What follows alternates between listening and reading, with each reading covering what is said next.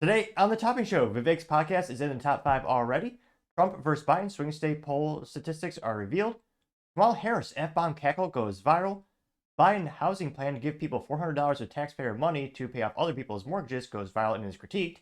J.K. Rowling goes viral for critiquing the physique of a trans individual. The quartering gets a rare ratio when roasting DeSantis for giving baby onesies to Dave Ruben, who is a very popular gay conservative political commentator who has adopted children. UNC trustee vote yes to defund the DEI department.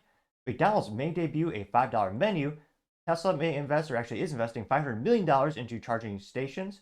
Volkswagen to fix the GTI EV name, but still won't give us what we really want. And Temu to scale back their capabilities in the United States.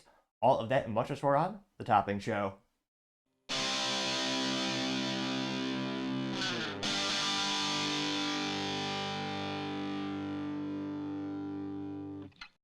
Thank you everyone for taking the time to tune in today. Today's episode of The Topping Show is proudly sponsored by Topping Technologies. Topping Technologies is an IT value-added reseller and services company with a special proficiency in IT security. Heck, I see their founder at least twice a day. I say he's quite handsome and brilliant. He's me, you see, that's a joke. If you're an IT leader or a business owner, you can reach out to the team at sales@toppingtechnologies.com. Also trying to get to 4,000 subscribers by the end of the month, so if you could click that button, I would greatly appreciate it. Now, going over to the business part of the podcast, you have McDonald's wanting to debut a $5 menu, but will the franchises allow it? Again, another friendly reminder to click the subscribe button. Believe it or not, when I first started the show, I had very few subscribers and many more speaking ineptitudes. However, as time has gone on, I've got a couple more subscribers. I've slowly been able to increase my speaking acumen. Some might argue it's just a little modicum of improvement, but nevertheless, a statistical improvement, I would say nevertheless. Now, going back to this actual article about McDonald's, this is by Jake Perez, and they say McDonald's is exploring a $5 value menu, and they say, quote, while food prices overall have gone up, including fast food chains, McDonald's is exploring a value again in order to keep foot traffic flowing. Bloomberg reports, citing another source, is looking into a $5 value meal with up to 4 items. Touch screens to be so precarious. There we go. They'll include 4 items: a McChicken or a McDouble sandwich, 4 chicken nuggets, fries, and a drink. But the plan is hitting resistance from franchisees who say the wages and operating costs have jumped, so they can't afford to lose money on this planned 4-week promotion. Rivals Burger King and Wendy's are currently running their own nationwide deals. Which, yeah, McDonald's has pretty much lost all their major competitive advantage. I mean, they used to be known as cheap, affordable, and convenient. It is no longer cheap or affordable. It's no longer convenient. It's no longer fast. It's kind of just is. So I don't know how much this would really help the company long term. They're talking about a 4-week promotion. Again, that's not going to fix your long-term problems. The long-term issues is, again, government interference. See a little trend in business for many years.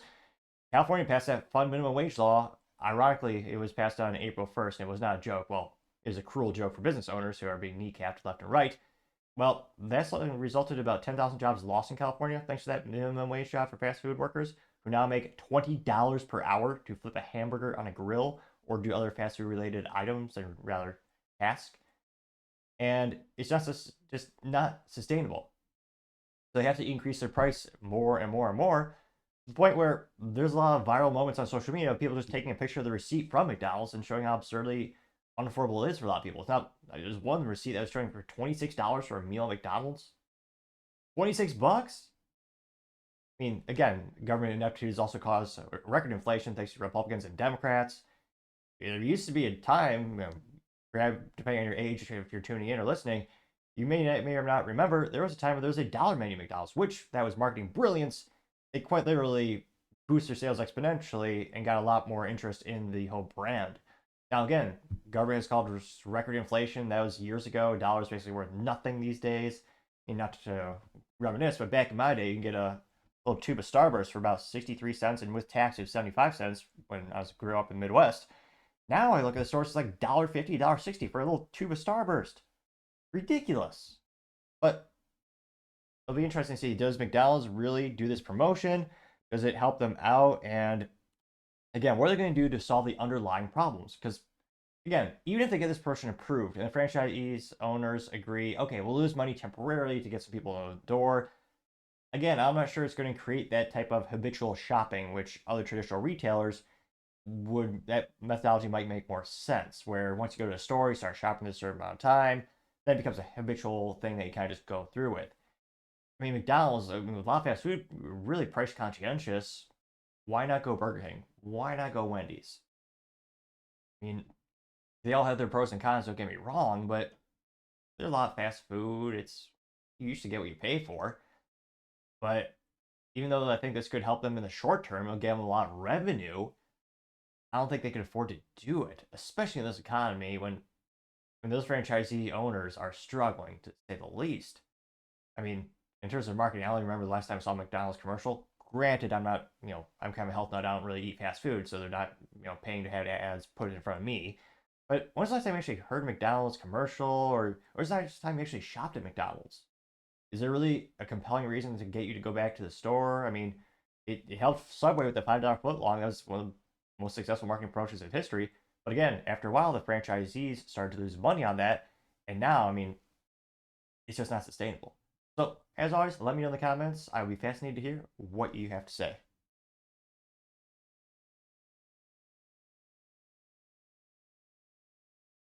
Other interesting business news, you have Tesla to invest $500 million on new charging stations.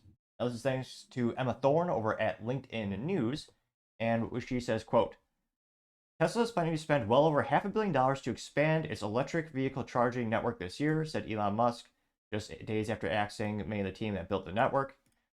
The automaker will be focusing on expanding existing sites while slowing the pace of building new ones, Musk said previously. Meanwhile, oil giant BP is reporting to be eyeing Tesla's U.S. charging sites as it looks to expand its own network.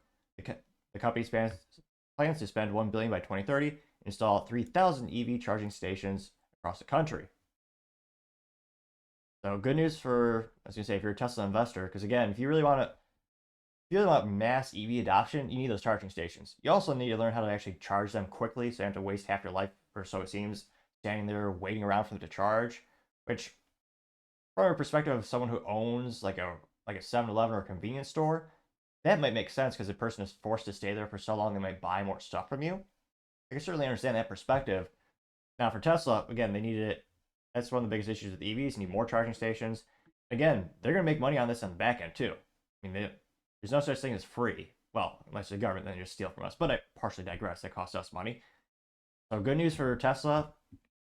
I think, again, that's going to be one of the biggest competitive advantages, having everyone standardized on their charging port and more companies starting to rely on their infrastructure. I mean, that was one of Elon's top business brilliance moments.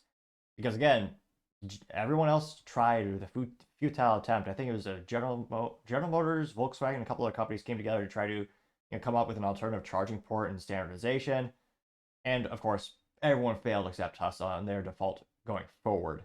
So definitely good news for Tesla. It'll be interesting to see, does this help with the EV adoption rates, which have recently been declining with the fastest growing category in automotive being hybrid technologies. But let me know in the comments. Have you ever even seen a Tesla charging station by you?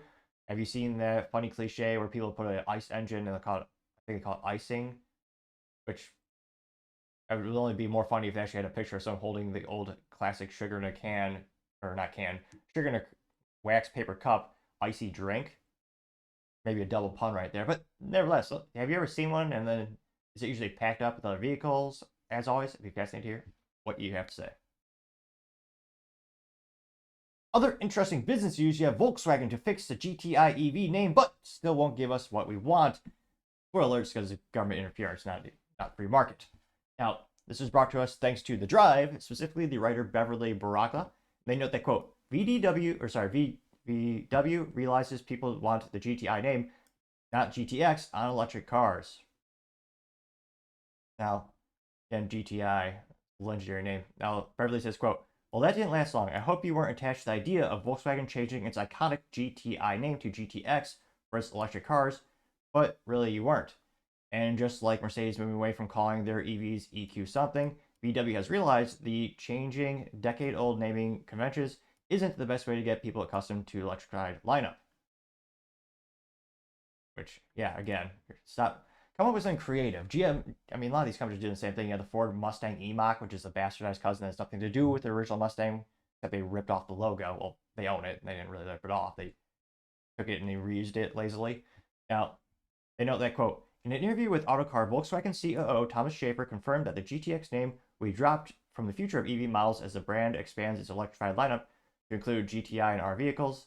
GTX is a performance brand of the MBB platform, but will work our way back to GTI and R in the next products going forward. Announced in 2019, GTX was a new sub-brand meant to differentiate electric ID models. The X in GTX was a distinction that the vehicle had a dual motor and all-wheel drive, but intent and execution are two different things. And with the introduction of single motor ID GTX, the meaning of the X went out the window. Which, I don't know, just visually, just looking at a couple of these pictures of the EVs, they look just disgusting to me. They note that dropping a performance spec before it has time to gain traction sounds easy enough, especially with the GTI and R nomenclature already waiting. Amber Ice Air Duchess, of course, is going to get a little complicated, which they continue to say. Schaefer acknowledged the importance of maintaining the performance legacy of GTI and R, but admit it's not black and white as he'd like. The question is, how do we position GTI? GTI traditionally was a performance front-wheel drive.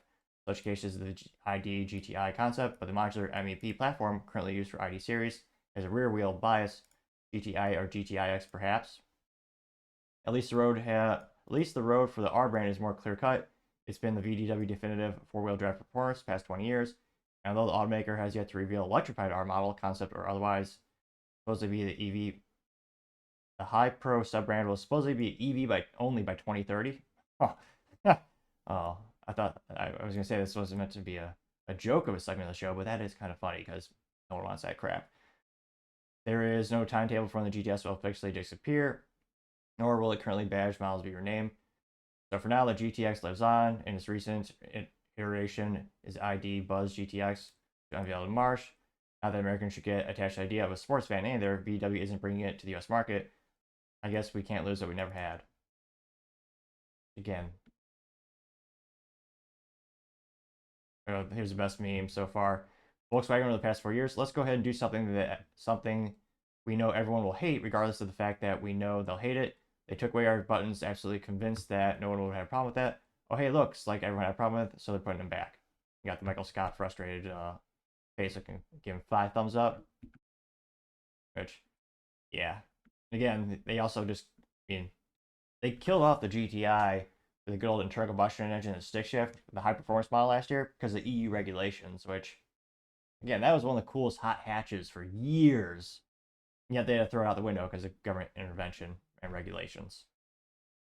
So it'll be interesting to see if they ever, come up with a naming nomenclature everyone likes. But unfortunately, they're not actually giving us what we really want, is a good old ICE engine and a hot hatch, which they used to. Maybe everyone will vote differently and we'll have a government that, lets businesses listen to the free market. I mean, the odds are not that great with the EU or the world in general, but maybe I'm a hopeless optimist. Maybe someday it will, perhaps. Now, going over to the Culture Problem podcast, you have J.K. Rowling going viral for critiquing the physique of a trans individual. Now, this comes thanks to J.K. Rowling X Twitter profile, and she is responding to the Daily Mail Online. Now, the Daily Mail Online said J.K. Rowling is accused of cruelty as she mocks transgender football manager by comparing, quote unquote, her to a straight white middle-aged bloke.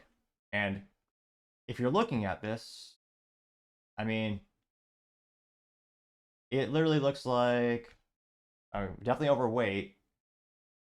I mean, there are some people who put, at least attempt when it comes to the cultural, I was going to say fascination, the trend, whatever you want to call the phenomenon, where you have people who dress and they transition. There are some folks who go all out and they, they'll pay for surgeries and try to get close to mimic what it is. This individual looks like a big fella you'd see at a bar and just put on a wig. And I mean, it's also one of those things where sometimes jokes exist for a reason. And true, is this also from a British, did they specify British? There's a gap in this person's tooth that you can probably drive a Hummer through. Granted, not a first generation Hummer, that'd be too much. Like a Hummer 2, Like, it wasn't just the Chevy Colorado with badges on it like the Hummer 3, but the Hummer 2, that was still sizable.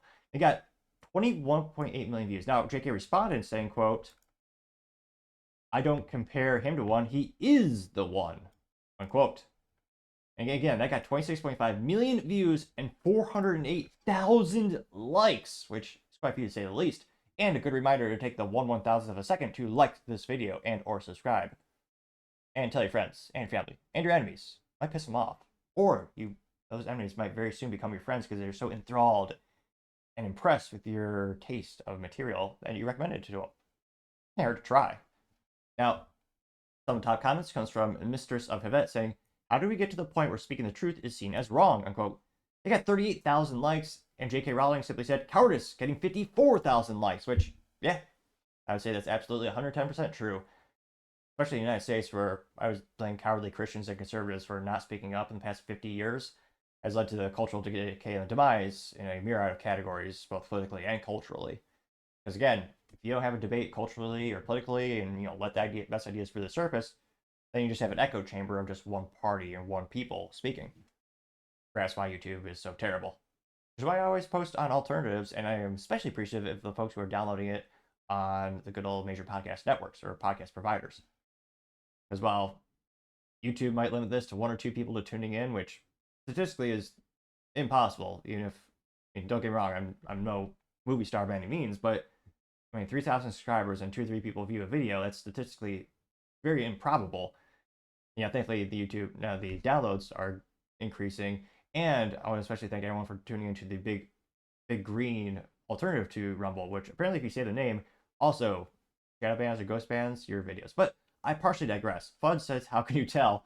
Getting 2.3 thousand likes. J.K. Rowling responded saying, "Psychic powers and the fact that he fathered 3 kids with his wife." They got 44,000 likes. Let's see. Laura, is it the trolley? Can you point at it? Says, quote, "How can you look at her and see a man? I think you need glasses." Winky emoji. And J.K. Rowling responded saying, "My rose-tinted gender goggles kept malfunctioning. Unfortunately, when I looked at this sturdy father of 3, the lenses shattered." I got 18,000 likes. Let's see. Got someone responding, Jazz Marie, saying, "Happy Mother's Day." And it's a picture of a child holding a poster board, which it's photoshopped, of course, but it says, "Remember Mother's Day is for moms, not men in dresses. Your day is April 1st. I got 9.6 thousand likes. You have Beno Wine or Beano Wine. Shows how cultured I am. I think I've had 2 glasses of wine in my life, but nevertheless, I think it is Vino Wine. This alleged wine appreciator person says, "We agree with J.K. Rowling," and it's a little graphic. It says, I love J.K. Rowling," getting 8.4 thousand likes. Marie Isabel says, "We can tell," and it's Austin Powers, holding his glasses as if he is examining something. Says, "That's not a woman, that's a man, baby." And that got 3.9 thousand likes. General TM says, "JK says, did I stutter?" Getting 4.6 thousand likes. Christopher Phillips says, "Cruelty is affirming the delusion. Cruelty is lying to others. Cruelty is expecting others to lie. Cruelty is running a news article, bringing someone who is appropriating women to the forefront and expecting the public to feel sorry for him.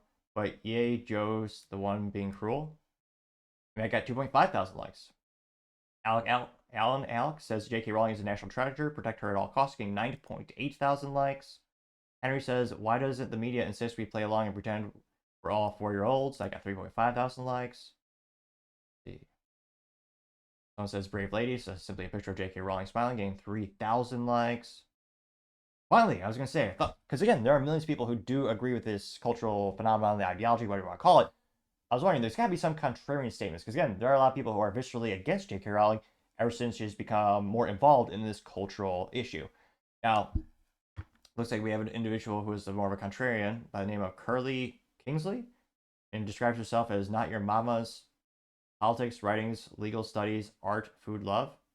And she says, "Why has this become your obsession?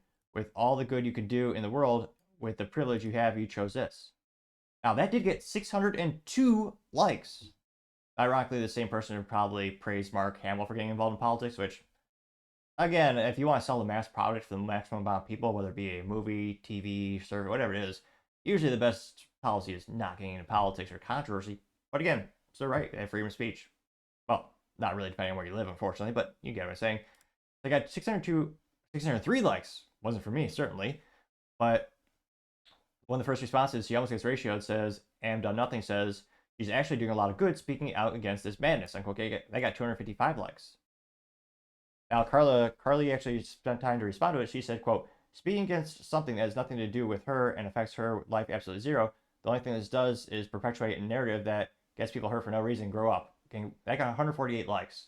There's a lot of mentally vacuous people, in my opinion, liking that comment, but it literally says grow up, and yet she's saying you should pretend this individual is not what they are. This, I mean, it does not compute, as a computer might say. Let's see here. Carly continues to say, wait a minute, John Lawrence Bately responds to her. So this Carly is actually getting nearly ratioed in terms of the likes. Now, John Carly says, having the courage to stand up for the simple truth in a time dominated by cowardly liars is no small thing. When this battle is over and all the tales are old, those who meekly complied with the deceivers will not be named among the heroes. Unquote. They got 165 likes. And Carly Kingsley responded saying, and the ignorant bigots will be the stain on history that'll be embarrassing to study in the future. I only got 64 likes, so she's dropping off popularity already. And she also says, and tell me how any of this affects you. It doesn't. Mind your own business and keep your hate to yourself. No one needs it in the world. I got 11 likes, precipitously becoming less and less popular. We'll do one more. So someone responded to her by the name of OK, saying it's not enough for them to just exist, which nobody objects to. They demand that we lie and pretend to affirm their delusions, that we be extras in their theater, living their truth, my ass, by depriving me of living my truth.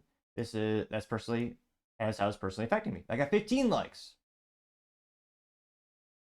So, again, we did find, it's a contrarian statement, but she got, ratioed. Wait, do you find another one? Urban Camacho? It's not President Camacho from the old, what does he call it? The old movie from Mike Judge. This Irvin Camacho is a community rights organizer, ACLU Arkansas Board, host of District 3 podcast, candidate for, what do you call it? District 89 in Arkansas, and a pro wrestling fan. So maybe he's kidding because he's a pro wrestler, which is also fake. He says, as a huge Harry Potter fan, you're the biggest disappointment. Interesting. This is someone who, kind of just looking at his profile, I'm curious. Huh? What is this? I guess it's a real profile. He's not just reposting for free stuff like some people do. Alright, go back to J.K. Rowling's post. Not Simo Haichi says, I'm sorry, but he looks like a man with a bad wig, rather, getting 520 likes. Flash says they don't like it when people point out the obvious, getting 698 likes. Here. Stuart says, how dare you prioritize honesty over a man's feelings, getting 443 likes. So again, a couple contrarian statements. Let's see here. Someone else says, Big Brother says, looks like a bloke to me. Here's some more blokes for reference, so it's super hard to tell. And it's a compilation of 6 pictures where they clearly look like men in wigs. I got 480 likes.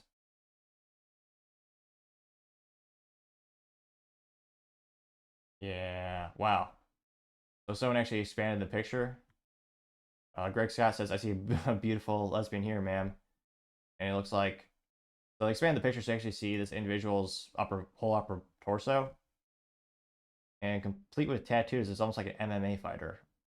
Yeah, I got 14 likes. So a couple pushback from J.K. Rowling, but overall not really getting ratioed. Again, she has millions, I was gonna say billions, not quite that much, but she does have millions of dollars at stake. She's been ostracized by a lot of her old coworkers. You had Daniel Radcliffe, completely roast her and throw her under the bus or under the train, whatever metaphor you prefer. So it'll be interesting to see. This is one of her top topics that she is culturally active in throughout the years. And yeah, do you think this will affect her? Again, she's not to be pejorative, but she's towards the end of her career. Her biggest highlight was the Harry Potter franchise, which again, that was a multi-billion-dollar idea. It's a story for the ages. Everyone loves those books. They're brilliant. So it'll be interesting to see if she continues to write, because she has done some other things. But yeah, do you think she will ever back down from the specific cultural topic? Do you think she'll just become more invigorated, if anything? And have you heard this topic more and more with celebrities? Do you think they should stick out of it? Do you find it bold, or do you appreciate it when they do stand up for what they believe, whether it's with you or opinion or not? As always, I'd be fascinated to hear what you have to say. Other interesting cultural news: you have the quartering on Ron DeSantis giving Dave Ruben baby onesies, when Dave Reuban is a very famous political commentator who is also famously gay with adopted children, and it is a rare ratio from the quartering. Now, the quartering is another, I would say, he's more moderate or maybe middle of the road commentator, very famous on the social medias, and he is a man of beard and taste, I would say. Well, he has a beard. I was going to say it's almost redundant to say he's of taste. Obviously, he's got some good views. Now, this comes to us thanks to his ex-Twitter profile, and is originally responding to Dave Ruben, and Dave Ruben says, quote, "Speaking of followers, thanks for matching onesies. Thanks for the matching onesies you sent us, Governor." And it's a picture of a baby, an alligator, and a U.S. flag, which I don't say F- for marketing, but you forgot the orange. I feel like everyone who lives or talks about Florida, I almost thought it was like an obligation. You have to have a little orange in your profile, but I'm partially kidding. I digress. And if you're only tuning in, you can't see it. There's a picture of two baby onesies, and it says "Future Freedom Voter." And if you, I was gonna say, can't zoom in at the current moment, but in the smaller logo beyond the text, it says DeSantis. And that got, again, so the quartering responded to that. The quartering said, quote, I was gonna say, I thought I already subscribed. I was gonna say, I try to follow as many people left and right and middle on X Twitter just because I want as many perspectives as possible. It always throws me a curveball. Like, I want to subscribe, but I forgot you have to follow, and then subscribe is one you pay. But I partially digress, and it is still free to subscribe this on the good old social medias. And the quartering responded saying, quote, "Ron DeSantis, as well as most of Con Inc., support two gay men buying babies from underprivileged women to raise/abuse on their own." And he got a rare ratio, which, again, this has been a debate, I would say, well, for a couple decades, actually. I mean, you have seen the increased rate in surrogacy services, and there's a big debate, and I would say mostly in conservative circles, on is it appropriate for homosexual couples to adopt the children. Now, if you're hardcore, if you're Catholic, or Catholicism is faith-based person, you would probably say, well, no, absolutely not. And this has become a political issue, and there are many people who are on the far left, or just left, who would say, well, yeah, why not? Why not? They could be like Pete Buttigieg and dress up like a woman and just sit in a hospital chair as if you gave birth, but you didn't, and take a 6 month maternity leave when, or no, actually, I forgot. Pete Buttigieg, I think, just disappeared for 6 months, so it wasn't directly correlated to that. But nevertheless, for a lot of people, this is a hugely controversial topic. Although I mean, legally speaking, most areas in the United States allow it. There's not a lot of things you can't do in that regard. Though, let me know. I'd be fascinated to hear anecdotally if your state or general county or area does, or depending on what country you're in, does not allow that. Again, the quartering, I mean, he's built up he's got over 1 million subscribers on YouTube. I think he's at 1.5, or he's astronomically successful, and he's beloved by quite literally millions. Now, one of the top comments comes from Seabass67, Puerto Rican flag, American flag, and he says Donald Trump is friends with Bruce Jenner, getting 88 likes. Gerald says you're engagement farming, getting 66 likes, which I don't really think so. Again, this is a fairly viral, I don't say too viral moment. Again, it did get 1 million views, and again, most of the quartering's views are on YouTube, that platform particularly. He's growing obviously exponentially on X Twitter. I was going to say so am I, but very, very small rate. Mostly beautiful women are following me on X Twitter, which let's be honest, it's mostly bots that are created in the past 30 days with no other connections. I know the cards I've dealt in life. Random beautiful women are not adding me on social media at my hashtag Nick Topping, NICTOPPING, or hashtag The Topping Show. I partially digress. You also have Shabby Boy saying maybe this will encourage Lindsey Graham to come out of the closet and buy some children because Lindsey Graham is a homo. They got 37 likes. Let's see. Elder Samara says shake my head, or SMH. Thank God for their urban dictionary. Helps me learn every day to communicate with folks. He says engagement farmers will eventually be picking potatoes. Good luck unfollowing and canceling my coffee subscription until morale improves. He got 27 likes, which, again, that's one of the biggest incomes. Oh, I don't know. I haven't seen his fiscal breakdown of the business that he owns in terms of his media. But one of the biggest revenue streams rather, for the quartering is his coffee, which I believe is called Coffee Brand Coffee, which I kind of like that's kind of like a pun of a name, which that's a pretty good one. So again, if people are unsubscribing from his coffee, that's not good for him. That got 27 likes. Mr. 47 says, so does Trump, got 16 likes. At Paulus says, delete this dude, terrible taking, 38 likes. Libro says, Trump is the first president to support gay marriage before he entered the office.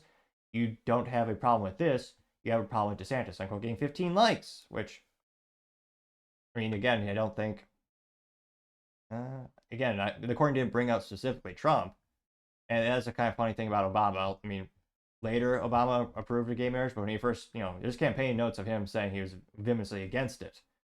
So a lot of people joke that, Trump was Trump was the first president who already believed in gay marriage before he got into office. Let's see here. Gay Lumberjack says, what? I want to say F for marketing, but where's his flannel or his axe? I mean, come on now. Or as a politician might say, or would say actually, is, come on, man. I mean, I don't know, not all lumberjacks wear that, I know, but that is kind of the cliche. Like, when I think of flannel, I think of lumberjack and someone with a good old axe, or chainsaw. Most things are probably chainsaws these days. Actually, fun little question for the comments. Have you ever seen a lumberjack in real life? And did they, in fact, wear flannel? I always say, of course, men should always suit up, obviously. But a small part of me would probably be a little disappointed if a lumberjack actually just was wearing a suit instead of that kind of flannel. But I partially digress. Gay Lumberjack does say, quote, you're an obese, hairy, depressive who watches YouTube videos daily, all day, in your basement, and you're accusing someone else of being a pedo, unquote, getting 44 likes, which, I was going to say, I'm pretty sure the courting has an office. Like, again, it's not, like, underground.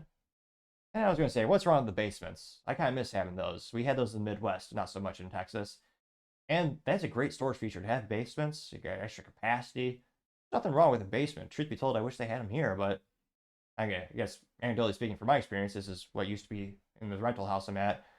This used to be the main living room, or no, the main bedroom, but truth be told, life priorities being, single, this is just my main office that I turned it into. But I partially digress. Frankie Newton says, I don't know, Ron is a good Catholic fellow. I doubt he approves of what they did. My guess he was just trying to be nice, but I agree it is entirely inappropriate, and he should have done it. It does give the appearance of approval, unquote.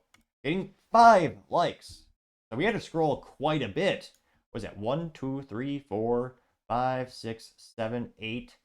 Yeah, the first 8 comments were all negative. And again, I'm pretty sure the quartering, I know his real name is Jeremy, but I'm pretty sure he is faith-based. So again, in that context, again, I have family members on all sides of the political aisle.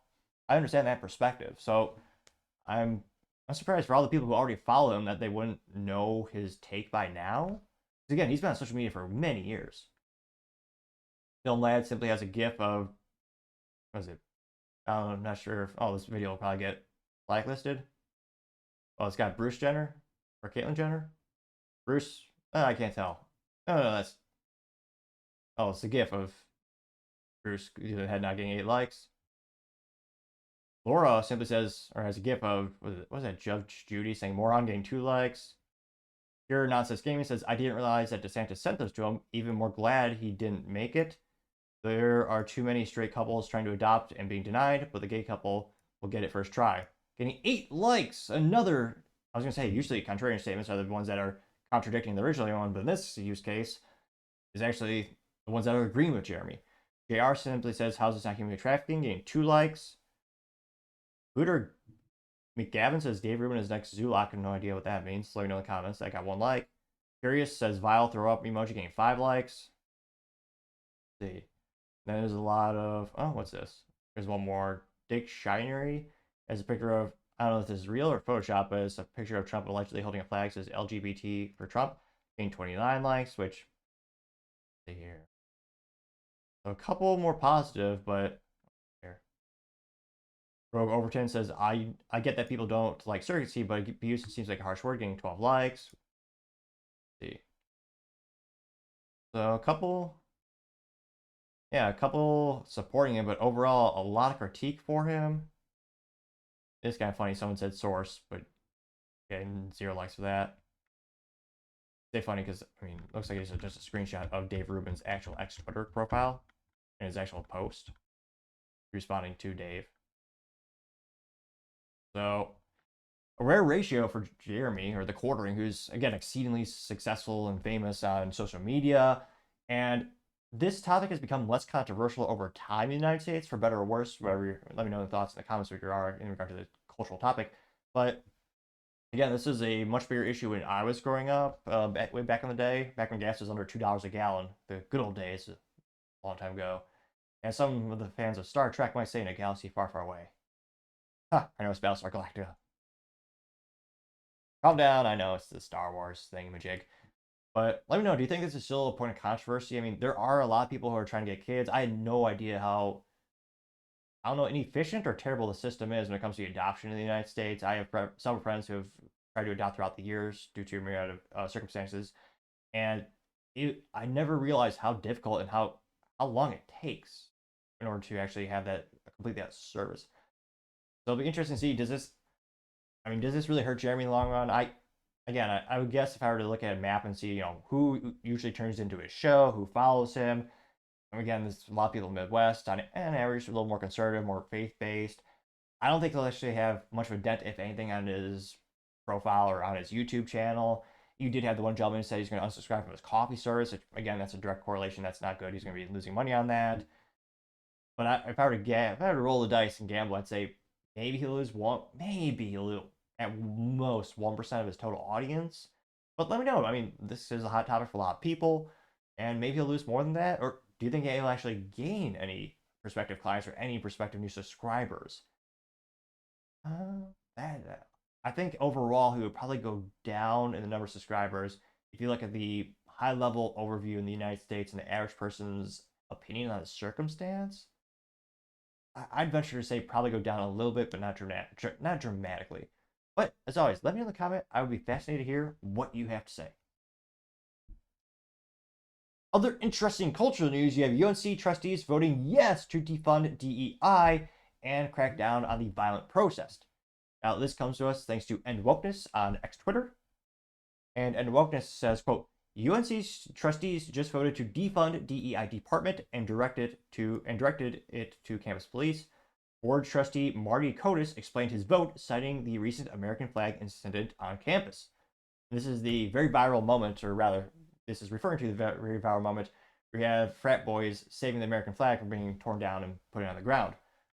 And I usually say their voices are infinitely better than mine, and statistically speaking, yeah, it usually is. In this case, maybe about the same or a little worse.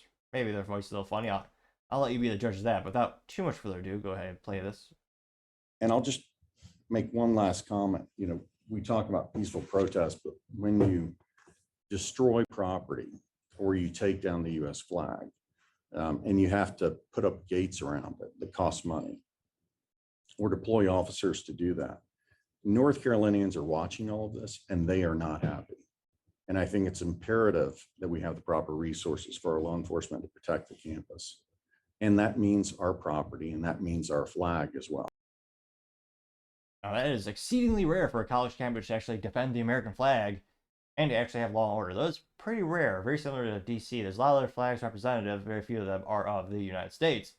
And college campuses, these days, in many cases, not all, are just breeding down grounds for indoctrination. There's a reason there's no diversity of opinion on most college campuses' staff, which, again, is terrible. I think it'd be best if you were to go to college if there was at least a 50-50 breakdown between conservatives versus Democrats, or Republicans versus Democrats, or liberals, just so you get some diversity of opinion and not every professor just talking about the same concepts and same ideals, which, again, doesn't help people grow or develop if you just hear one side of any subject, really. But let's go in the comments and see what folks have to say. Paul Zupa says, quote, it needs no explanation. It's like trying to tell someone they should breathe. Merit is all that matters. That's it. Getting 19 likes. Arthur Eagleman says, quote, that's a win. DEI kills, getting 115 likes. It's also illegal. So I think we're going to see a lot more lawsuits that drive this out of the cultural and political lexicon in practice.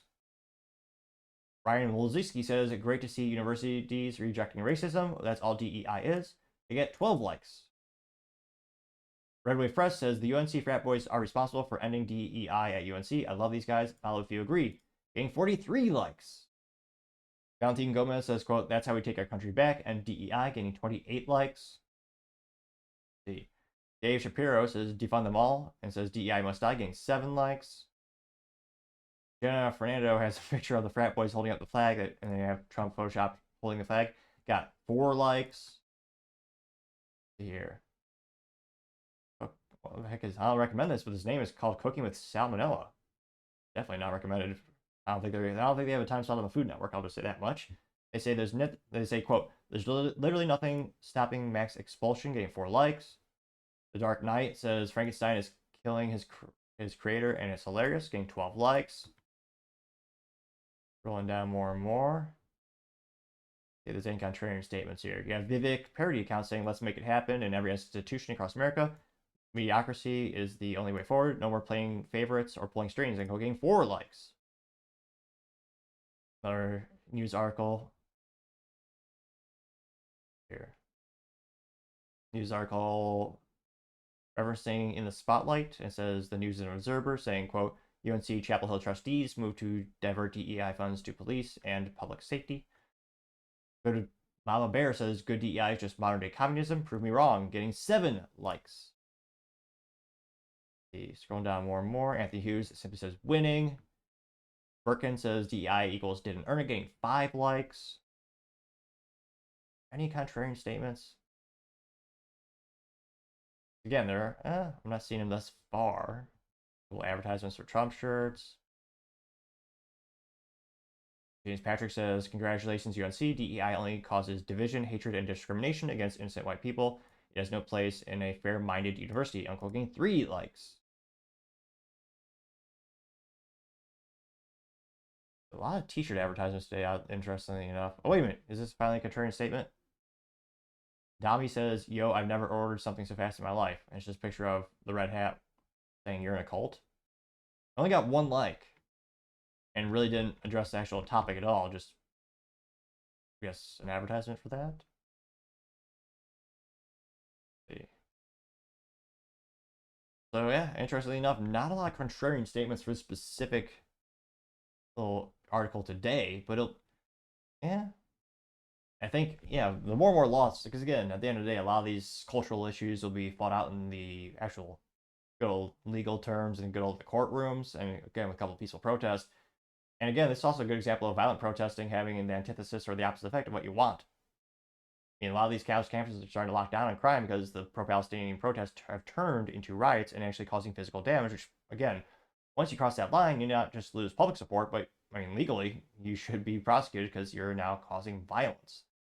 But let me know, do you think more universities will adopt this type of strategy? Do you think they'll either do it just because of cultural pressure or because they're worried of lawsuits? As always, I'd be fascinated to hear what you have to say. Now, going over to the political part podcast, you have Vivek's Truth Podcast already at top 5. Now, this comes to thanks to Vivek's ex-Twitter profile, in which he says, quote, thank you all for picking up where we left off. I just took a break after the campaign, now back in full swing. Just relaunched Truth this week and hit the top 5 on Apple Podcasts in 3 days. Much bigger things to come. Stay tuned. For now, listen here. It has a picture of, wow, kind of zooms out if I click it too much, but it looks like it has a screenshot. Number 3 is Up First, NPR. Number 4 is Ben Shapiro. Number 5 is Truth Social, or no, Truth with Vivek, not Truth Social. And that got 119,000 views and 2.1 thousand likes. Again, not to brag, but I do have a 5-star review on Apple Podcast. Granted, it is just one single review from probably a family member, but nevertheless, I mean, statistically speaking, it's still 100%.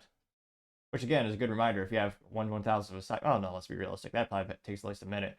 Well, no, 30 seconds. If you have 30 seconds to review it in the podcast platform of your choice, I'd greatly appreciate it. And leave me comments in the comment section. Give me a little feedback if you think I do something better. Scrolling down, one of the first comments comes from the great one saying, quote, Truth Podcast has swiftly become my pick, Vivek. It's a captivating platform where intellectual genius shines brilliantly, offering profound insights into invaluable perspectives. As a fervent supporter, immersing myself in your eloquence and depth of knowledge is an absolute privilege. Your ability to articulate complex ideas with clarity and passion is truly remarkable, inspiring admiration and respect among your audience. Which, with each episode, you effortlessly demonstrate why you are a beacon of wisdom and leadership in the community. Thank you for sharing your brilliance with us, unquote. That got 26 likes. Going down, you have James Michael saying, let's go, we have a country to save, getting 12 likes. James Lynette says, amazing, can't wait to see who else you bring on, getting 34 likes. Pulte says, congrats, getting 99 likes. Good boy 931 says, Vivek, you're awesome, thank you for fighting the good fight. You are very good, much appreciated, getting 6 likes. Women for Vivek says, so happy you are podcasting again, getting 6 likes. The Bobby Vasari says, it'll be amazing when you host it as POTUS. VPOTUS, getting 12 likes. News Nomad says, even though the podcast is just a passion project for you, you're already killing it. Exciting for all that's to come, getting 9 likes. Here. Burt Macklin says, you left off in last place, unquote, getting 6 likes. Finally, a contrarian statement from a fictional character on a TV show called Burt Macklin. See here. Looking at his profile. At least it's a real one. It's not just reposting for free gift cards and free random stuff. Look at his profile of anti-Trump stuff. At least, he's got, like we all do in life, we all have a little bias. He definitely is not a big fan of Trump. Burt Macklin again getting 6 likes. You also have Lee Kwan says, keep speaking the truth, getting 4 likes. Carl Wheels says, still waiting for your producer to call, getting 4 likes. Janeth Rav, I'm going to butcher this for sure, unfortunately. Janoth Rafindraja. Sounds close. They got 2 likes. Vivek Parody account says, thank you everyone for your support. I'm committing to addressing the challenges ahead. Thank you for tuning in, getting 11 likes. Overall, overwhelming support, and that is a statistical anomaly to say the least. If you can be the 5th, not right off the bat, but darn near right off the bat, that is pretty impressive to say the least. And it'll be interesting to see if he does, continue down the road and getting into politics. Does he keep the podcast going as a side hobby or passion project, maybe once a week or something like that? And out of curiosity, I've turned into a couple of the kind of video highlights of the podcast, and yeah, I find them pretty interesting and fascinating. But have you ever turned into a show, and what are your thoughts? Do you think it'll grow exponentially and be something on par with something like Joe Rogan, or do you think it'll probably kind of be in the middle of the road as we've seen other political figures and other people in similar positions launching their own podcast? As always, I'd be fascinated to hear what you have to say. Other interesting political news, you have Trump versus Biden swing state poll update. Now this comes to us thanks to a gentleman by the name of Simon Atba over at X Twitter. And he says, quote, panic in DC as CNN has to finally inform its viewers that things are going badly and Trump holds a massive lead over Biden in battleground states. It's a fresh New York Times poll including Nevada plus 13, Georgia plus 9, Arizona plus 6, Pennsylvania plus 3, and Wisconsin plus 1. It looks like about 2 minutes, not too long, about 2 minutes. At least the producer said, none did have, he has a little bit of fashion sense. He did, as all men should, suit up, obviously.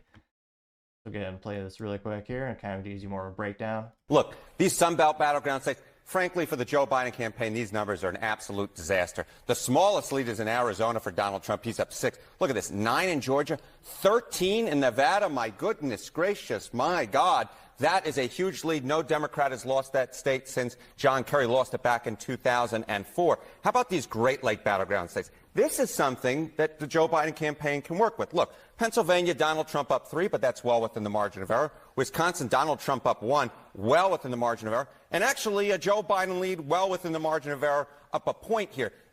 Which, when he says up a point here, specifically pointing to Michigan, which makes sense. Michigan is the home of the big 3, also known as, General Motors, as well as Chrysler, as well as Ford, which has United Auto Workers, the good old union for the auto industry there, which, if you look at statistically where unions donate, it's over 99% to Democratic politicians, because as one man might say, one hand washes the other. They also get these nice lucrative contracts and big increases. So it's not too surprising. And again, that's why I think Michigan it's not out of the realm of possibility that they'll just go blue. I mean, statistically speaking, throughout the years, it's what they tend to do. We'll go back to this gentleman really quick.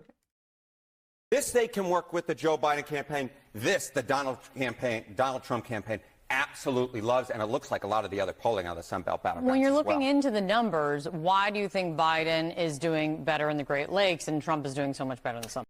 What do those 3 states have? Again, those the states that they're referencing that they're close, and in one case Biden is winning.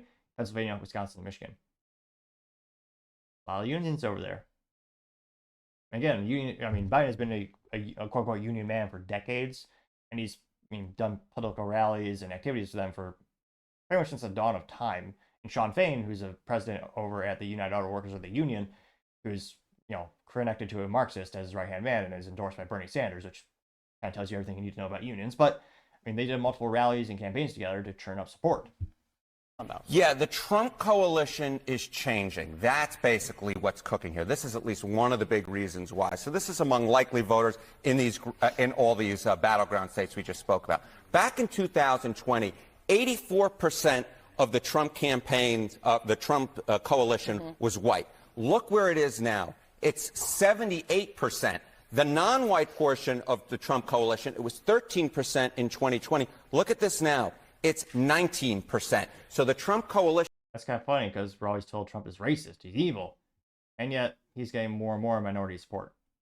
...is becoming more diverse. And of course, those Sun Belt battleground states are more diverse than the Great Lake battleground states. You're looking at the Nevadas and the Arizonas here. Of course, if you look at Nevada, Arizona, heavy Hispanic population, Georgia, heavily African-American population, with the Michigan does have some black voters in it, but Pennsylvania and Wisconsin are heavily, heavily white. That's very interesting. Okay, add it all up. What does this say about where the race stands right now? We're talking Electoral College and the race to 270. Yeah, the race to 270. It's advantage Donald Trump, but he's not over the 270 mark just yet, all right? So if we flip Nevada, Arizona, and Georgia here in your lighter shades of pink, you add them to the states, and of course the 2nd Congressional District up in Maine, which Donald Trump won last time around, that gets him to 268 electoral votes. If we keep Wisconsin, Michigan, and Pennsylvania in the too close to call category, along with Nebraska's 2nd Congressional District, Joe Biden at 225. So it's advantage Donald Trump, but Joe Biden does at this point have a path to 270. Yeah, and right now, as you're pointing out, neither. Yeah. Neither there. Neither there. And we have a They're getting nervous at CNN. long road to it Yes, still. we do. They're getting pretty nervous. Again, Look, these some... I don't know if it's a Twitter, I don't know if it's a feature or a bug, as the joke in IT is. But again, the video always seems to replay as soon as you're done watching it. But yeah, there's a lot of times, a lot of things that could happen, and it's never over till it's over. There's a lot of variables we can't control when it comes to elections. So it'll be interesting to see if things actually pan out how they're predicting. But again, it's starting to look better and better for Trump. But again, Biden there's a couple of states where Biden, just have locked in by default. There's a lot of places like Texas and California, which for decades have been voting the same way. Those are kind of locked in, though. As again, from a political perspective, you should never take them for granted and still campaign and put some effort into those areas. Because again, long term, maybe they'll change. Never know. But yeah, looking at the map, yeah, Minnesota, Illinois, that's pretty. In terms of all, I don't know what the statistical odds are of Illinois ever going Republican. I want to say it's 1,000,000 to 1, but 958,000 to 1. The odds are not great. This went pretty well. Got 456,000 views and 8.3 thousand likes. One of the first comments comes from Philip Anderson saying, quote, "White people don't vote for the Democrat Party that wants to wipe you off the face of the earth. Come on now." And he has 195 likes. Libercat Media TM says, well, if it isn't the old truth hitting them in the face, we don't hate them enough. And it's a picture that says the media is the enemy of the people, getting 35 likes. That being said, I was a little annoyed. They rarely do this, but again, when they're reporting this, they should start off by saying, here are the variables, here are the limitations of this poll that we're talking about. Yeah, was this 1,000 people polled? Was it 20,000 people polled? Depending on their age, their gender, their demographics, everyone votes differently on average. So we don't know the details of the specific sample size. So again, there's no such thing as a perfect poll, but some are more perfect than others, you might argue. The White Rabbit says all their lawfare is backfiring down here in Florida. A fishing term for what Trump is doing is called giving them the line. And his picture of Trump and says he doesn't silence his opponents. He shoves them into the spotlight and lets them destroy themselves. Unquote, getting 65 likes. Valley Picture says Trump 2024, turn it red. And it's a picture of the United States where every state votes red, getting 85 likes, which I don't know what the Las Vegas odds are on that. But I venture to say 9,458,775,403 to 1. California, they've lost a lot of people moving away from that state. And gas is always $7 a gallon, but people in California keep voting for they get what they vote for. I don't see them changing anytime soon. Especially Chicago. Chicago has been Democrat for almost 100 years, especially from like you look at local in Chicago. And again, they get what they vote for. It's a great place to live.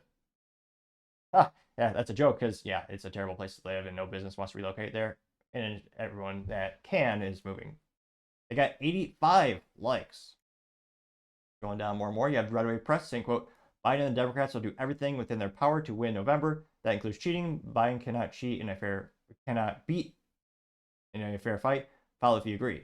My lack of ability to speak and grammar issues aside, they got 58 likes. Old School Eddie says they cannot hide the truth forever. They will replace Biden at the convention. Wait and see, getting 16 likes, which, yeah, probably. If I were a gambling man, I'd say probably. He's not polling great. He's really not popular. There are a lot of people who are Democrats who will vote for whatever's on the Democrat ballot, just like Republicans do. But yeah, there's a lot of. It's not a 0% chance that they're just going to roll out someone like Gavin Newsom, who's a lot more charismatic, a lot more energetic, and polls a lot better. Even though he destroyed his own state, people there keep voting for him. Again, since California passed that $20 minimum wage for fast food workers, there's been 10,000 jobs lost, and yet, I mean, people voted for the people who passed those laws. Bernard Wachara says very concerning. It says you can fake votes Biden rally, you cannot fake support. And it's a picture of a Biden rally during the pandemic where everyone had a little 6 feet circle around them, so there's very few people. Then you have the Trump rally where you had, I think it was last week, you had 100,000 people show at a rally in New Jersey, and it got 29 likes. Scrolling down more and more. Bro Coin Nation says, hold on America, he's coming home. And it's a picture, or it's a little video of Trump coming to the White House, getting 16 likes. Matt Roman says, I'm not going to get my hopes up. Last minute mail-in ballots and unexpected results are bound to happen. Voter ID isn't even required. Lots of shenanigans in U.S. elections, getting 17 likes, which, yeah, there are some areas that don't have the requirement, fascinatingly enough. Lee Johnson says these trials were the political witch hunt and a huge mistake. It's literally spelled Y-U-G-E, getting 24 likes. Junita Broderick says happening in all states, getting 85 likes, which, again, I'm not seeing, it's not in California, not in Illinois, not in Minnesota. I mean, there are some states that have been locked in. I don't see them changing anytime soon. Jose Gallion says most likely in the 100,000s, still a video of the Trump rally, getting 34 likes. Memphis says too big to rig, getting 2 likes. Here. The silent majority says is a picture of Back to the Future, but it's Photoshop say Back to the Basement, and it's Biden dressed up as Marty McFly. Says back in cinemas October 1st. Okay, 2 likes, which again, I mean, Biden won last time just by campaigning from the basement. I mean, politically speaking, great move on the chessboard. He really didn't have to do much. There are a lot of people who don't like Trump, who I think that also fueled them to vote for him as well as people to just stay at home for voting in many cases. And that particular post got 2 likes. Looks like overwhelming consensus in the comments section. Yeah, be interesting to see. Again, the election is is a long way away, and things change rapidly in politics. There are a lot of variables that you don't know about. So at the end of the day, I mean, we remember in 2020 we were told there's gonna be a big red wave. It's gonna be huge, a big red wave, gonna be huge in the midterms, and yet we failed miserably, which it might have been the worst Trump impression of the year, granted, but at least the attempt was made, and hopefully maybe it was so bad it made you smile a little bit. But there's supposed to be that big red wave and midterms, and yet it's more of a drizzle. Partially, I think, because Republicans picked such bad candidates like Dr. Mehmet Oz, who's been a Democrat policy his whole life, and Republicans thought, oh yeah, this would be a good idea, let's prop him up so he can run over there. That failed. So again, I was there to say, when it comes to Republicans, it seems like they have a very consistent track record of just falling flat on their face. I don't think it's good. I mean, there are a lot of things I appreciate their perspectives, a lot of things they do that I vote for, a lot of things I don't. But like, again, let me know, do you think there will really be a big red wave when it comes to the election? Do you think some of the states will actually flip? And then what do you see locally in your area? Do you see a lot of Trump support? Do you see a lot of Biden flags and Biden hats? As always, I'd be fascinated to hear what you have to say. Other interesting political news, you have Kamala Harris drops an F-bomb and her cackle goes viral. Now, this comes to thanks to RNC Research on X Twitter. And they say, in this little Kamala quote, she says, "You need to kick that effing door down, ha, excuse my language, ha ha ha." And of course, there's a little picture, or rather, it's a little video of Kamala, which she shooted.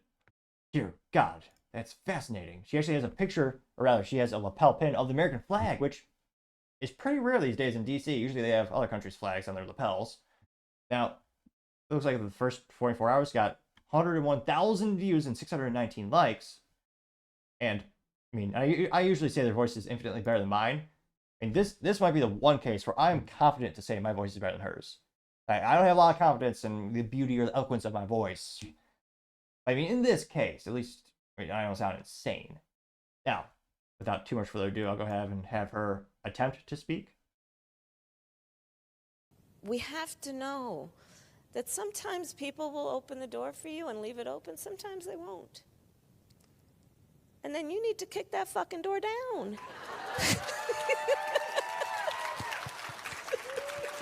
Excuse my language. I mean, granted, I don't think it's brilliant or good to drop the F-bomb if you're running for political office, or left, right, or center. And that evil cackle is one of the it's one of the top reasons I think she doesn't poll great. Also, she also doesn't accomplish much. Remember, she's in charge of fixing the southern border. And please let me know, do you know anyone, left, right, center, who would confidently say the southern border is secure when you've had 20 million people illegally cross here in the past 39 months? I mean, I don't know anyone, even if they're fans of Biden. And again, I have a couple friends who are Democrats. They appreciate some of his policies and he's done. And yet even they admit the southern border is rudimentary, to say the least. I was going to say not to hurt your earballs too much, but we'll play that cackle once again. It's almost her trademark, and I was going to say for better or worse, it's for worse. You need to kick that fucking door down. It's on par with the Joker from Batman. And it's so bad, it hurts her in the polls. Like, she couldn't even win the primary in California when she was running back in the day. So unelectable. And Biden, of all the people he could pick for VP, he picked her. And now I think it started to bite him in the rear, because I don't know anyone who's voting for Kamala. No one is inspired by her. No one is going to vote for her. There are people who voted for Hillary Clinton, believe it or not. Although, for the record, I should say Hillary Clinton is no way unethical, evil, or, she's, even though statistically speaking, a lot of her friends and people close to her committed suicide, I would never imply that she is an evil person who uses assassination techniques to get rid of her competition, or I would never hint that, of course. For the record, I should say I greatly much enjoy life and want to live it to the fullest. Just for the record, just want to put that out there. Now, go in the comments, we'll see. Maybe I'm alone in this assessment. Maybe everyone will say that Kamala Harris has such brilliant eloquence that they're inspired to vote for her and it will help Biden Harris in the polls. Probably not, but let's dive on in. Maria Isabel says, "Me too." It's a picture of Kamala laughing. It says, "I want someone to laugh at my memes the way that Kamala laughs at questions she can't answer." And it's quite horrifying, all the pictures of Kamala. Though she has oddly good teeth. I don't know if she has, I don't know who's her dentist, but some might call them horse teeth, but some would. I wouldn't. But they're oddly straight. But nevertheless, that got 111 likes. Anthony Hughes says Kamala is not qualified for the office of vice president, getting 51 likes. Well, Biden did publicly say he was going to choose someone based on their gender and race, which is illegal and also not smart to say out loud, and it's also not moral. Because again, you're picking someone on characteristics they cannot control, and it's also not qualifications, which, if you have all the positions in the world, you think vice president, you want the top qualified candidate. I don't give a darn what their race, gender, or whatever it is. Well, the top, used to be back in the day, you get the best man for the job. And nowadays, more and more people are just picking place on political identity, things they can't control. But I partially digress. You also have May saying she planned this a day in advance, getting 53 likes. Democrat No More says, but Trump's mouth, getting 34 likes, which, yes, the media used to critique him even more. And interestingly enough, yeah, that was another great example of the media lying. When Trump was saying something, the media censored him to make it look like he said the F word, but in reality he didn't. Scrolling down, Town says decency is on the ballot, getting 52 likes, which hilariously that is what Democrats say. Sean Humphrey says in 253 days this embarrassment ends, getting 47 likes, which I don't know. There are a lot of people who love Democrats, and there are a lot of Democrats in the United States. It's about a 50-50 split in politics for many years. It's been that way. I mean, it's not out of the realm of possibility that Biden wins, believe it or not. Again, I'm not sure what the Las Vegas odds are. Let me know if you think that'd be a funny statistic to look at throughout the show. Maybe we'll start having that as a highlight of the day, so to say. You also have Lori says, classless. This is the VP of the USA. Absolutely classless. Ha ha ha. Excuse. The poor excuse. Getting 28 likes, which, again, I would love to have a cheat sheet on, like, what are the top 3 accomplishments by Kamala Harris? She's put in charge of the border. I remember that. She's also put in charge of AI, where some people would debate that she can't even spell AI. Might be fair critique. But yeah, what are her top accomplishments? I know Biden has had some accomplishments that he can put on paper. I know a lot of people appreciate the fact that he bent over to give into the train union so there wasn't a train strike, which, again, not having a strike was good. It helped with train logistics. Granted, I don't think you should be able to unionize entities like that, such as critical infrastructure. But nevertheless, again, that was beneficial to everyone because, again, you don't want to strike on the train tracks. I understand that. There are a couple of bullet points there that some people do appreciate. And again, millions of people will vote for Biden. But when it comes to Kamala Harris, again, let me know in the comments, what are her top 3 accomplishments? I am interested about to know. You have American Mama Bear saying, oh Lord, crackles at it again, worst DEI hire ever, getting 19 likes. Charles says, oh how cute, she used the F-bomb, getting 11 likes. Going down more and more. Oh, Kamala Harris, this is a quote from Maria Isabel from Kamala Harris. Says, quote, Ukraine is a country in Europe. It exists next to another country called Russia. Russia is a bigger country. Russia is a powerful country. Russia decided to invade a smaller country called Ukraine. So basically that's wrong, unquote. Kamala Harris got 36 likes. And yeah, her quotes about Venn diagrams and in general, I mean, people think my speaking acumen is mediocre or rudimentary. I sound like a brilliant scholar in comparison to Kamala Harris. I mean, she talks as if a child has not read a book for a book report and is bull-crapping it right on the spot. That's about how she speaks. And it's astronomical considering she has pretty much not unlimited resources, but she has many resources at her disposal. She could hire a coach for that. They have speaking coaches. I've taken a couple classes myself throughout the years. And she has resources. She could learn how to speak better. Maybe she's just busy putting people in jail. I remember when probably one of her famous, I don't know if it's accomplishment, more of a detriment, but in California, she put people in prison for having their kids skip class. She threw the parents in jail. And then another highlight of her career, she jailed people for marijuana possession, which controversy in and of itself. But she then later joked about it on a podcast, and she admitted to smoking the devil's lettuce herself. Ultimate hypocrisy. So she threw people in jail for the thing that she did. Which, now that I say it out loud, perhaps that's why she's a politician, and that's maybe she is suited for the job. Now that we think about it, let's see. Maria Isabel also says Kamala's own word salad dressing, getting 65 likes. It's this. Marissa says, this picture of Kamala about to clap says, if you're useless and you know it, clap your hands, getting 81 likes. The Arthur Dent says, we stole the election, is Kamala and Biden laughing, getting 19 likes. Sunnyside Gal is another Harris quote. Says, quote, I can't use the words to describe in words the words I can't describe, unquote. Brilliant, brave words from Kamala Harris. Ha, that's sarcasm, folks. Getting 24 likes. Let's see here. Tammy Tavares says, this thing, God help us, what an embarrassment. She has had an opportunity and she's got nothing, absolutely. Getting 7 likes. Rolling down. See if there's any contrarian statements. Looks like Nico has a juxtaposition of Kamala Harris and a laughing hyena. Oh no, it's a laughing hyena and Kamala Harris. I got confused. They look suspiciously similar. Getting 10 likes. Rolling down. Real Trump takes says classy Kamala, getting 8 likes, which, again, Democrats sometimes are very articulate and brilliant with marketing. Obama, his campaign, perhaps having some of the best marketing on the planet. Substance, not so much, but nevertheless, I'm surprised Democrats haven't leaned into the classy Kamala thing. It's short, it rhymes. She's not, but again, a lot of politics is just, marketing. I'm surprised that isn't already on mugs and t-shirts. Which, again, another interesting question. Have you ever seen anyone with a Kamala Harris t-shirt or a mug or a bumper sticker or a Biden, flag or a hat or a t-shirt? I've seen a couple bumper stickers for Biden throughout the years, I think. I've seen a couple of Bernie. Never had one of Kamala yet, though. Let's see, is any Red Wave Press simply says come again, getting 9 likes. So scrolling down more and more, a couple of people just have a picture of them looking cringe. Not a lot of support for Kamala Harris, at least on this social media post. And again, there are millions of people who like her and they appreciate what she's done. Not sure what they're appreciating, but nevertheless, there are a million people who like her. There probably be millions of people who will vote for her just because she's on the ballot. She'll get some people to vote for her. I debate, and I really do question if that's enough to actually have a huge, for the Biden campaign, at least a huge positive impact on it.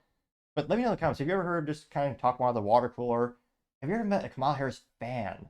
Someone who is going to vote for the Biden-Harris campaign because she is on the ballot. Because again, when it comes to the election, you need someone to help propel you in the polls. You need someone to inspire people to get out and vote. I mean, believe it or not, U.S., it's not the highest participation rate. A lot of people in the U.S. just choose not to vote at all. I don't see her adding much value, but they also are in a precarious position where, thanks to identity politics, they can't really afford to lay her off or, push her out, so to say. But let me know. As always, I'd be fascinated to hear what you have to say. Other interesting political news, you have Biden housing plan to give people $400 of taxpayer money for their mortgage and is subsequently roasted on social media. Now, this is coming straight from the horse's mouth, or donkey's mouth, because I guess he's Democrat, but nevertheless, which again, talk about boring, talk about bad marketing. Republicans are, they're elephants, then right, and then you have Biden, you have the whole Democrats are donkeys. Who's in charge of marketing? But nevertheless, this is straight from his X Twitter profile, so realistically, it's probably tweeted by Korean John Pierre, but nevertheless, Biden allegedly says, my housing plan would provide a tax credit that would give Americans $400 a month to put towards their mortgage when they buy their first home or trade up for a little more space. That's breathing room, unquote. Getting 5.4 million views, but only 16,000 likes. Which, again, redistribution of wealth is morally vacuous, disgusting, and evil. But also doesn't do much for them when the inflation is at 42-year high thanks to your ineptitudes. And again, Republicans also spent a lot of money and helped contribute to the inflation. It's not just a one-party issue. They both do it, some more than others. And yet, $400 is basically nothing these days. Don't get me wrong, to me, that's a lot. But in the grand scheme of things, thanks to inflation, it's not as much as it used to be. And it's also, you're giving taxpayer money towards something that you shouldn't. When, again, that's not really the job of the government if you read anything by the Founding Fathers. But maybe I'm wrong. Maybe everyone in the comments is going to thank Joe because, again, this is, I don't want to say bribery, but buying votes. Oh, wait a minute. Yeah, it is. Because, again, you're saying, hey, if you buy a house, you vote for me. I have this plan right now. It'll probably get approved. Maybe vote for me and maybe we'll get this plan off the ground. It's not really in the Constitution how, the government's allowed to do this, but we're going to do it anyway. That's what we do. Ironically, they said Trump was going to break the Constitution in every which way. But nevertheless, one of the first comments comes from Paul Zupa saying, quote, $400 a month isn't breathing room and mortgages have doubled under Biden, especially when everything else is okay, average 20% more expensive. Bidenomics has made Americans more poor. I got 1,000 likes, which, yeah, interest rates, and again, because Democrats and Republicans spent more money than they ever had before, they had to ramp up interest rates to try to tap down on the inflation that they themselves had caused. Rich Mooney says, quote, the wokesters tell us Biden is sharp as ever. That sounds delusional at a minimum. They also speak in euphemisms using words like healthcare and migrant. Modern liberalism is a mental disorder. Unquote, getting 51 likes. See here? Rich Mooney says the libs claim that when Joe Biden slurs his words, people are mocking his lifelong stutter. No, Joe was regarded as quite the speaker back in the day. He has a childhood stutter, but now it's dementia. Unquote, getting 21 likes. Actually, how long is this video? Oh, 12 minutes long? I don't think anyone wants to hear him speak for that long. But just look on X, look at YouTube, X, Twitter. There are old videos of Biden speaking quite articulately and quite passionately throughout his career. Let's see. Sassafras says, have you seen the high interest rates are? No one can afford homes in America now. Bidenomics doesn't work. And so a picture says, call me crazy, but if Trump handed billions of dollars, billions of taxpayer dollars to a country that has paid his family millions in illegal cash, I bet the media would be covering the story much differently, unquote, getting 2.2 thousand likes, and is a reference to the whole Ukraine debacle, which, in terms of ROI, Ukraine is knocking out of the park. Again, they paid Hunter Biden, the famous crackhead, I think it's $75,000 a month to be on the board of directors for Burisma, which is an energy company, which I guess crackheads are full of energy. They're very energetic. Maybe that was their logical reasoning. Obviously, I'm joking. But they gave Hunter Biden about $75,000 a month to be on the board of directors and do basically nothing. And now we've given them about $200 billion. Again, that's the best return on investment I can conceivably think of the past 100 years. Let me know in the comments if you heard of it. One better than that. I'll invest in whatever stock you're, whatever kind of business model that is, as long as it's legal. Going down, you have May saying, quote, remember a few years ago when people could buy a house without the government's help? That'd be awesome. Getting 3.7 thousand likes. Myra Flores Vallejo says, voting you out in November will give us a lot more breathing room, getting 4.4 thousand likes, which, again, there are millions of people who voted and like Biden. I haven't seen them in the comments yet, though. Maybe they're just busy doing other things. Tim Young says, Biden has completely destroyed the economy and makes it uncomfortable for many people to live, but now wants to give a tax credit for people who are doing okay enough to buy a house, getting 1.3 thousand likes. Pisma says, lies and bribes. Facts. Hey, Biden, do the math. It takes an income of $121K to qualify for a $400K house today. That's $54K more than 4 years ago. That higher qualification gets you the privilege of paying $7 a month more in mortgage payments. It's a little infographic on interest rates. In 1975, the interest rate was 7.19%. Or sorry, this is mortgage rates. 1980 is 14.42%. 1985 is 13%. 1990 is 10%. 1995 was 8.79%. 2000 was 8%. 2005 was 5.77%. 2010 is 5%. 2015 is 3.72%. 2020 is 2.77%. And February 22nd, 2024 is 6.875%. That got 635 likes. Dixon Hammer says, thanks to Biden inflation, $400 is almost meaningless, getting 413 likes. And you see the Gentry Gever says, not enough palate. It's a picture of Trump and Biden. Average mortgage rate when Trump was in office was 2.7%, with a monthly payment on a $300K home being $1,420. Average mortgage rate under Biden is 7.22%, with a monthly payment of a $350,000 home at $2,308, which is quite soul crushing for someone who is, pinching pennies and trying to buy a house someday. I'm still renting. That'd be one of the dreams I have, is to own a house and maybe even a ranch before I die. I would just say, I don't say the outlook is not good, but it's not great with these interest rates. I'll tell you that much. Let's see. Planet Meme says, this you? And A+, they finally responded in meme form. It's usually a 50-50 shot with Planet Meme, sometimes responding in word form. It's a picture of Biden looking confused and pointing at a wallet, and it says, no money in your wallet, and Biden says, I did that. Getting 196 likes. Also appropriate because there's recently tax season, and Republicans and Democrats both have created policies to take more and more money from us, thanks to the good old federal income tax. Well, there's a myriad of taxes. How much time we have? Let's be honest, we could talk about that for eons. Axiomic Enemy of the State says, y'all learned absolutely nothing from the 08 housing crisis. It got 637 likes. Planet Memes, again, A+, they did respond in meme form. It says, remember this when voting. It says, all voting stations should be held at gas stations. And it's Biden where gas was $3.99 a gallon, and Trump when it was $1.99 per gallon, getting 865 likes. Oh, I was going to say I might limit Planet Memes. They're getting a lot of attention today. Planet Memes says, if we didn't have you in office, none of your garbage ideas would be necessary. And it's a picture of Biden and his this is fine meme where you have the dog in a burning coffee room, I guess. And Biden says, this is fine. You got inflation, immigration crisis, campus riots, wars. They got 538 likes. See here. DK says, nice try. There aren't many first-time homebuyers now. The policies that you've enacted are basically eliminating the American dream from owning a home for them. Unquote, getting 288 likes, which I couldn't buy a couch. I couldn't buy a couch today. I could buy a couch. I'm not going to lie. I mean, you can get one for a couple $100 on Facebook Marketplace. But what I meant to say was, yeah, I could conceivably afford to buy a house if I didn't lose 30 to 40% of my income every year to the IRS for them to do what for me. I don't even know these days on a federal level in terms of benefits, but I partially digress. Let's see. Josh Young says, sounds inflationary, getting 426 likes, which, yes. Hay says, this will just increase the cost of housing, getting 704 likes. Magoo says, UBI is basically here. The currency is worthless, getting 125 likes. Again, I'm trying to find, oh, Not Dumb Blonde says report for disinformation, getting 299 likes. Again, I'm trying to find, there's got to be some contrarian statements here. Because again, there are millions of people who love Biden. He's done a couple positive things, some might argue, for the country. And yet, I'm not seeing these people in the comment section.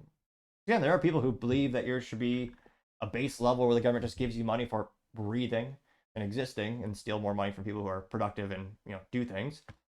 And I'm scrolling for quite a bit, and I'm not cherry picking. I read you the top comments as they appeared, and it's by popularity. So, comments with the top likes are all the top. We scrolled for quite a while, and still I'm doing a little bit more last minute scrolling right here. And shoot, I'm not seeing a single positive comment. Now, again, in terms of moves on the political chessboard, free money and free crap will fool weak-minded people to think it's a good thing. It's not if you just read any book on economics or, having moral values, you shouldn't be wanting free stuff or doing nothing. Yeah, it's never a good thing. But again, those people will vote for him because, again, he keeps forgiving student loans. And when I say forgiving, I mean using taxpayer dollars to pay for, inept student loans. Where, what was it, last week he paid $6.1 billion of art loans, just paid him off, even though that was a terrible snap. Let me reattempt that. Paid him off, even though the federal government said, the Supreme Court actually said it's illegal. That did it anyway. So, this is in line with what Biden campaign is all about. It makes sense from a political perspective. He's buying votes. From that perspective, it's a good move on the political chessboard. People will vote for Biden because of this soon-to-be possible policy. Again, this is his plan. I'm not sure if he's going to try to do it through maybe an executive order, tries to put it through the House of Representatives and Senate, or just an official bill. Again, there are people who will vote for him because of this policy. Now, the question at the end of the day, how many people will this attract or detract? Will he lose more votes because of this policy than he will gain? Again, I suspect as so many Americans are struggling to make ends meet, there are some who just are desperate for free money. Maybe they'll vote for him because of this. Again, I'm not sure who's in a position to buy a house these days. You have to be doing pretty darn good, to say the least. But I understand the move on political chessboard that he's making. I suspect overall, high level, this will probably alienate more people than it will gain in terms of having him increase his number of votes for his campaign. Though, let me know in the comments, do you think this will, at the end of the day, actually net him more votes than lose votes? As always, I'd be fascinated to hear what you have to say. Now, going over to the business blunder of the day, you have Temu to scale back in the USA. Now, this was one of the most viral companies we've seen in quite a couple of years. This very famous app that did more advertising than you could possibly fathom. Even who I buy clothes maybe once every 7 years, as a all of men shall I suit up, and this is about 10 years old by now. Still works like a champ. Buttons up every day. But nevertheless, I'm definitely not their core target audience when it comes to fashion apparel and purchasing those types of things. And even I got some advertisements for the Temu app. They were everywhere, and they're raking in the dough, as the youth might say. But they're looking to actually decrease that and maybe even pivot where, again, the U.S. is one of the top markets when it comes to fashion, apparel, and spending. Even in tough times, people seem to, and I don't mean to hurt my eye with that eye roll, but even in tough times, people seem to keep spending money on things they don't need, like clothing. When, again, clothes will last for quite some time, and fashion is somewhat argue cyclical. So things that were not in fashion, 10 years ago, now again. So just kind of hold on to your clothes. You'll be hip every 10 years. But nevertheless, this is from Emma Thornton, and she says, "Where Temu to take a step back. After finding almost overnight success in the US, Temu is taking a step back to focus on other markets.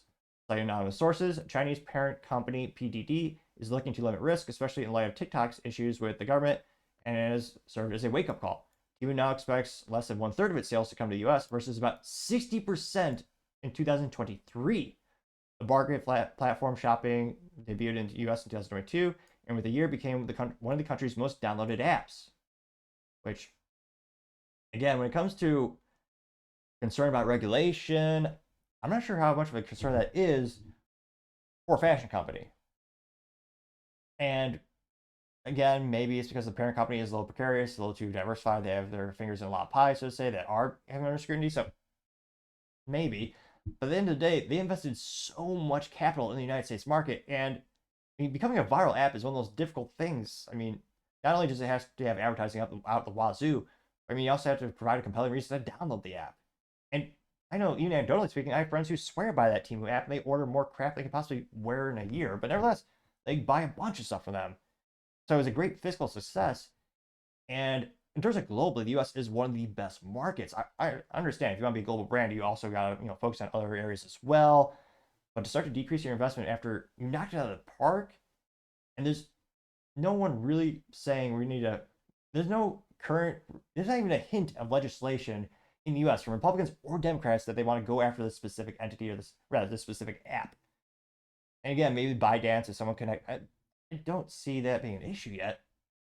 I just think, trying to decrease your investment in one of the most successful markets after you spent so much capital trying to get your foot in the door, and they got more than their foot in the door. They got the whole closet, or the whole closet of clothing. Better metaphor would be. That just seems that's not a smart move. So Temu scaling back their participation in one of the most successful markets after the great campaign. Like I say, Temu, that is certainly the business blunder of the day. Thank you, everyone, for taking the time to tune in. Again, trying to get to 4,000 subscribers by the end of the month. So if you could click that button, I'd greatly appreciate it. Also, leaving a thumbs up, thumbs down, or comment is a great way you can give me some additional feedback, letting me know how I can make the show better and better. Lastly, don't forget to take time to tell your family, tell your friends, tell your coworkers, heck, tell your enemies, tell anyone and everyone. Just stay safe, fight the good fight.